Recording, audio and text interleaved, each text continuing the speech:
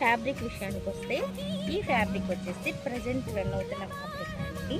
అంటే raw mango silk fabric ఉంటుంది కదా, ఆ ఫీల్ ఉంటుందన్నమాట. ఇది చూడండి, ఈ విధంగా లైట్ వెయిట్ ఉంటుందండి.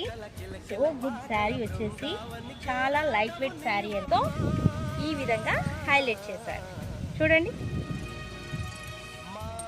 ఓకేనా,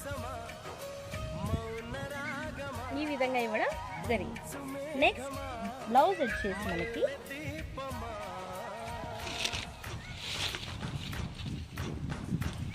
ఈ విధంగా బ్లౌజ్ పార్ట్ అనేది మనకి